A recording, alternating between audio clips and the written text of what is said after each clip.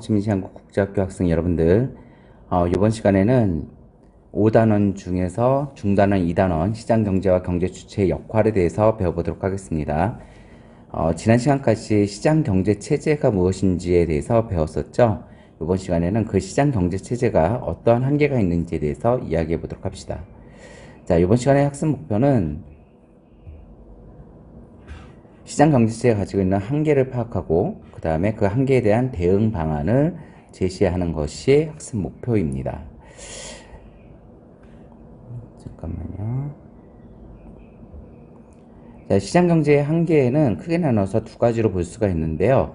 시장의 실패라고 하는 것과 경제적 불평등이라고 하는 한계가 있습니다. 시장경제의 한계는 불안정 경쟁시장으로서 독점과 과점, 그 다음 외부 효과의 발생, 그 다음에 공공재의 부족인데요. 조금 더 자세하게 볼까요?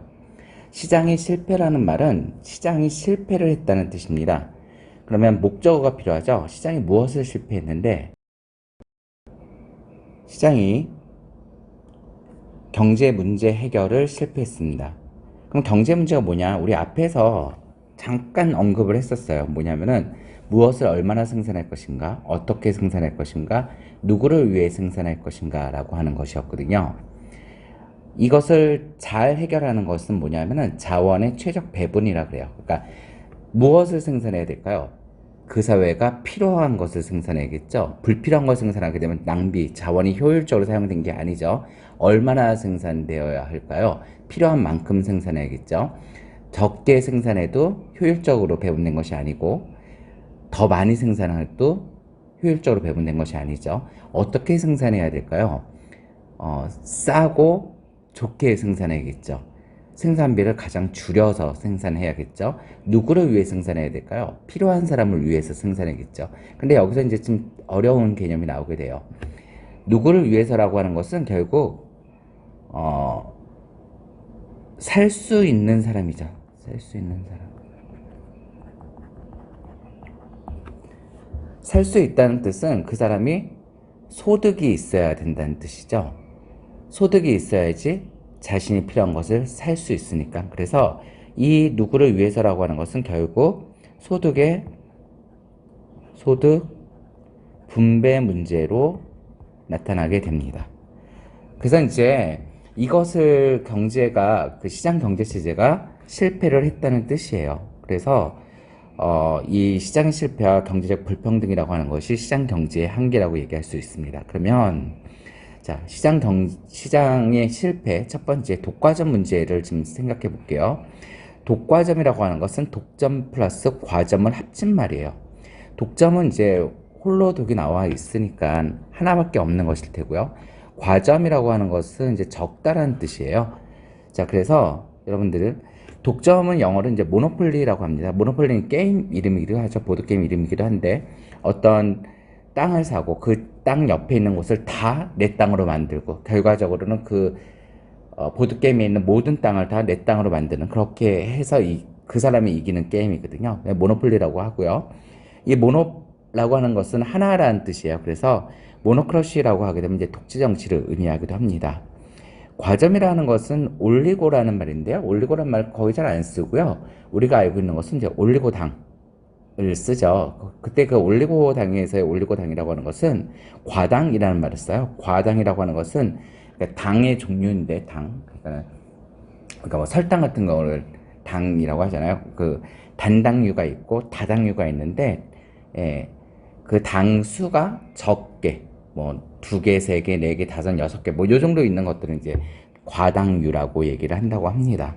또 우리는 과자라는 말을 적다라는 뜻으로 과두제라는 말을 쓰게 돼요.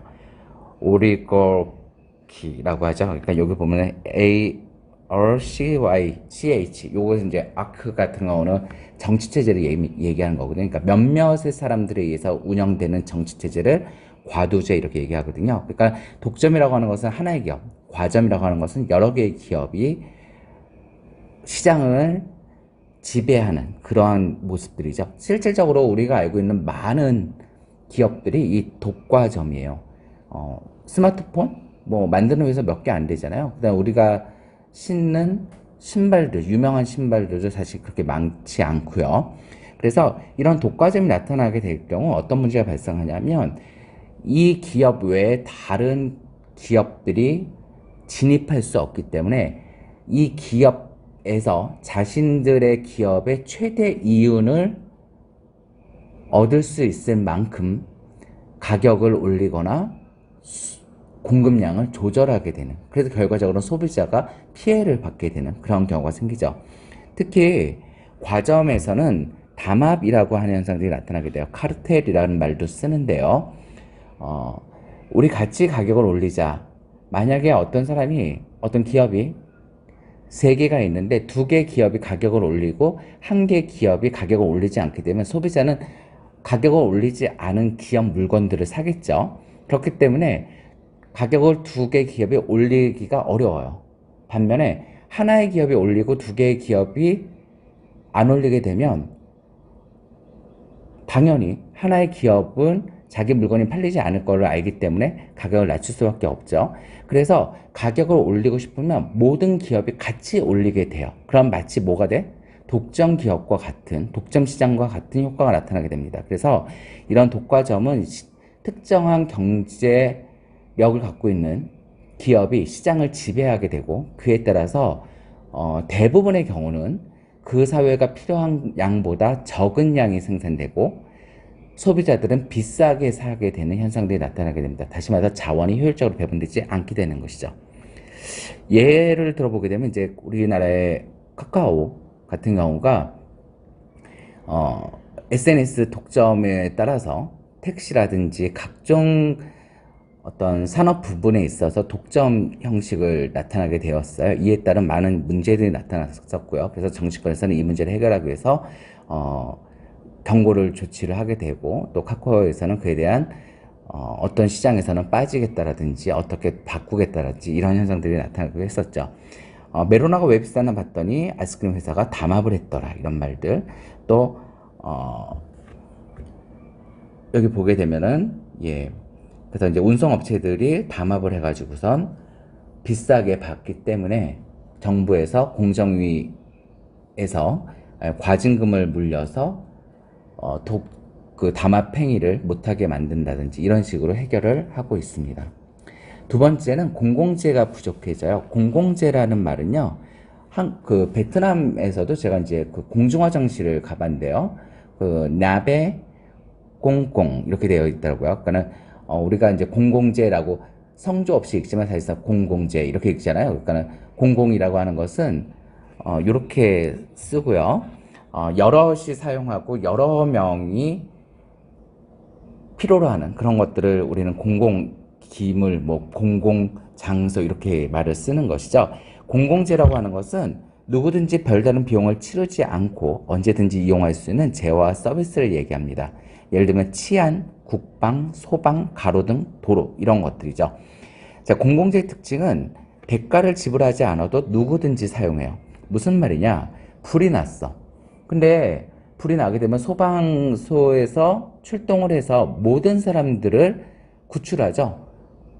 그런데 거기서 당신은 소방서 비용을 지불했습니까? 세금을 냈습니까? 세금을 안 냈어요? 그럼 잠시 계세요. 뭐 이렇게 안 하잖아요.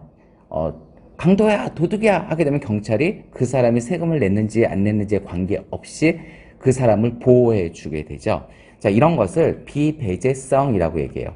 비배제성이라는 말은 내가 대가를 지불하지 않았다고 해서 그러한 서비스나 재화를 이용하는 것에 배제당하지 않는다라는 뜻이고요. 한 사람이 사용해도 다른 사람이 얼마든지 사용할 수 있는 것을 비경합성이라고 얘기합니다. 가로등이 켜져 있어요. 근데 지나가는데 갑자기 가로등이 꺼져요. 오늘 1000명이 이 가로등을 이용했기 때문에 당신은 지금부터 사용할 수 없습니다. 이러지 않는단 말이죠. 도로에서도 지금 몇 명 사람들이 지나갔기 때문에 더 이상 사람들이 지나갈 수 없습니다. 이러지 않는다는 거예요. 그래서 어떤 사람이 사용했다는 이유 때문에 어떤 사람이 사용하지 못하는 일이 없다는 거. 이것이 공공재의 특징이에요. 그렇기 때문에 아무도 이 공공재 사용에 대한 대가를 지불하고 싶지가 않아요. 따라서 당연히 무임승차를 하려고 하는 경향들이 나타나게 되고요. 무임승차 때문에 공급을 하고 싶은 마음이 없어지게 되죠. 기업은 이 재화와 서비스에 대해서 공급을 하지 않게 돼요. 따라서 정부에서는 직접 공공재를 생산해서 국민들에게 제공하게 됩니다. 예를 들어 보게 되면 서천이라고 하는 우리나라의 서천시가 있어요. 거기에 이제 농촌 지역인데 버스가 안 다니는 거예요. 왜냐하면 사람들이 없으니까, 이용자 수가 없으니까 적자가 너무 커지는 거야. 그래서 버스 회사에서 운송을 중단했어요. 그래서 농촌 시골에 살고 있는 어르신들이 교통수단이 불편하게 된 거죠.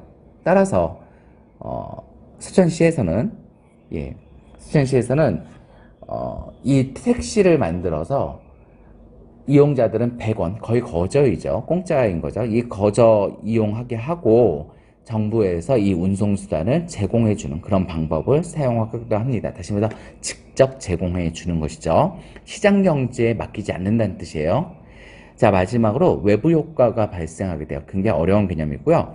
외부 효과라고 하는 것은 어떤 경제 주체의 경제 활동이 다른 경제 주체에게 의도하지 않은 이익과 피해를 줌에도 불구하고 경제적인 대상이나 보상을 받지 않아요. 따라서 어떤 것은 너무 많이, 어떤 것은 적게 공급이 되는 것을 의미합니다. 조금만 더 다시 설명해 볼게요. 시장 경제 체제잖아요. 그럼 시장이 뭐냐? 시장이라고 하는 것은 공급자와 수요자가 만나서 재화와 서비스를 공급자는 수요자에게 주고 수요자는 이에 대해서 화폐로서 대가를 지불하는 그런 것을 시장이라고 하죠. 그리고 대부분의 경우는 이러한 시장 안에서 거래가 이루어지게 됩니다. 그런데 시장 밖에서도 거래가 이루어지는 게 아니라 일방적으로 공급자가 수요자에게 좋은 재화와 서비스를 줘요. 예를 들어서 어떤 사람이 화단을 가꾸는데 화단을 통해서 아름다움을 주는 거죠. 그러나 그 아름다움을 본 사람은 화단을 가꾼 사람에게 아무런 대가를 지불하지 않아요. 그래서 공급자는 그 사회가 필요한 양만큼의 화단을 가꾸는 것이 아니라 내가 좋은 만큼만 가꾸게 되죠. 따라서 그 사회는 필요한 화단보다 적게 공급이 되는 거예요. 그것을 우리는 적다라는 것을 과소, 너무 적다 라고 얘기하는 거죠. 그래서 과소 생산이 되게 됩니다. 우리는 이런 것을 긍정적 외부 효과라 그래요. 다시 말하면은 외부 경제라고 얘기하는데요. 이 긍정적 외부 효과, 외부 경제의 문제점은 과소 생산된다는 것이 문제입니다. 또 어떤 경우는 공급자가 나쁜 재화와 서비스, 피해를 줘요. 뭐 흡연에 따른 담배 연기라든지 공장의 매연, 폐수라든지 이렇게. 그러나 그 수요자는 공급자로부터 아무런 보상을 받지 않아요. 다시 말하면 공급자가 수요자에게 어떠한 피해에 대한 대가를 지불하지 않는 거죠. 대가를 지불하지 않기 때문에 공급자는 피해가 가지 않기 때문에 그것을 계속 더 생산하게 되죠. 과다 생산하게 되는 거예요. 우리는 이것을 부정적 외부 효과라고 부르고 외부 불경제라고 합니다.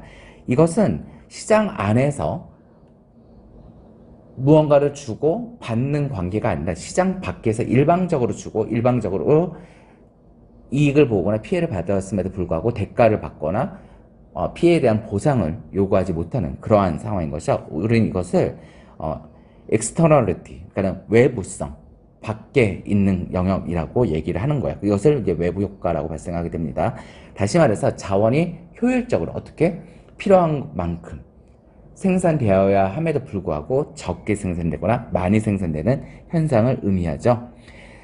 자, 외부 효과가 발생하게 되면 긍정적인 외부 효과는 그 활동이 충분히 발생하지 않고요. 다시 말해서 과소 생산되는 현상이 나타나게 되고요. 부정적 외부 효과는 줄어야 하지만 그 대가를 치러주지 않기 때문에 그 활동이 줄어들지 않고 과다 생산되는 모습이 나타나게 됩니다. 어떻게 해결해야 될까요? 이걸 시장 안으로 끌고 들어와야겠죠. 다시 말하면 이익을 봤으면 대가를 줄 수 있도록 하고 피해를 봤으면 보상을 받을 수 있도록 해야겠죠. 그런데 일개 개인이 그 사람에게, 그 기업에게 피해에 대한 보상을 요구하거나 또는 이득에 대한 보상을 지급하거나 대가를 지급하거나 이런 것들이 어렵습니다. 그래서 정부가 나서야 되는 거예요. 그렇죠? 정부가 나서서 화단을 가꾸어서 이웃 사람들에게 즐거움을 주는 사람에게는 어떠한 보상금을 지급해 준다던가 또는 폐수를 배출하거나 아니면은 매연을 배출하는 기업에 대해서는 과징금을 물어서 폐수와 환경오염이 줄 수 있도록 해줘야 되는 것이죠. 가는 긍정적 외부 효과, 나는 부정적 외부 효과에 대한 사례라고 할 수 있습니다. 자, 마지막으로 경제적 불평등인데요. 경제적 불평등은 사실상 시장 경제 체제의 시장의 실패라고 얘기하지는 않지만 굉장히 커다란 문제예요. 그러니까 누구에게 분배할 것인가 라고 하는 것이 누구에게 분배할 것인가 라고 하는 것이 사실상 소득 분배 문제라고 얘기했잖아요. 이 소득 분배가 원활하게 이루어지지 않는 것이죠. 만약에 소득이 잘 분배되지 않는다고 한다면 그 사회의 하위층들, 소득이 적은 사람들 같은 경우는 사회에 불만이 생기게 되고요. 이 사회 불만은 쉽게는 생계형 범죄로 이루어지게 되기도 하고요. 그 다음에 크게는 어떤 사회주의 혁명이라든지 이런 식으로 나타나기도 하죠. 또 경제라고 하는 것이 소득 분배가 잘 이루어져서 소비를 해야지 생산을 하고 고용이 이루어지게 되고 소비를 하게 되고 이럼으로써 사회적 부가 효용이 증가하게 되겠죠. 그런데 특정한 사람에게 소득이 몰려 있게 되면, 집중되게 되면 그 사람들이 아무리 써봤자 많은 사람들이 쓰는 것보다 적게 소비할 수밖에 없기 때문에 그 사회 전체의 경제적인 효율성은 떨어지게 돼요. 그래서 원활한 순환을 막아서 경제적 위기를 초래할 수 있게 됩니다. 실질적으로 미국의 경제 대공황은 공급이 부족했기 때문이 아니라 수요가 부족했기 때문에 발생했던 것이었죠. 지금 우리 사회에는 여러분들 우리 정의에서도 이야기했지만 경제 불평등을 정당화하는 어떤 자본의 논리들이 팽배하고 있어요. 심지어는 헌법 119조 2항에 있는 경제 민주화에 대해서도 굉장히 반대하는 사람들이 있죠. 내가 능력이 있어서 돈을 많이 벌게 되는데 뭐가 문제야? 왜 이것을 똑같이 나누자고 하는 거야? 역차별 아니야? 이렇게 주장하는 부분들이 많이 있습니다. 하지만 이 경제 불평등이라고 하는 것은 특정한 집단에게도, 잘 사는 사람들에게도 커다란 문제가 될 수가 있어요. 그 사회 전체의 소비가 줄어들게 되고 소득이 줄어들게 되고 이에 따라서 사회가 불안하게 되면 지금 소득이 높은 사람이라 하더라도 안정된 삶을 살 수가 없겠죠. 지금 이 그래프를 보게 되면 하위 10%의 소득 증가율에 비해서 상위 10%의 소득 증가율은 급속도로 높아지고 있다는 것을 볼 수가 있습니다. 그래서 이런 것들을 해결하는 거, 어떻게 해결할 수 있을까요? 정부가 나서야 되는 거죠. 정부는 어떻게 나설까요? 소득 재분배 정책을 통해서 소득 재분배 정책, 대표적인 것이 뭐가 있을까요? 뭐 누진세, 소득이 많은 사람에게 소득세를 늘린다던가, 아니면 복지 정책, 소득이 적은 사람에게 복지 제도를 통해서 생활을 할 수 있도록 한다던가, 이런 방법으로 해결해야 합니다. 자, 수고들 많이 했습니다. 오늘 여기까지 하겠습니다.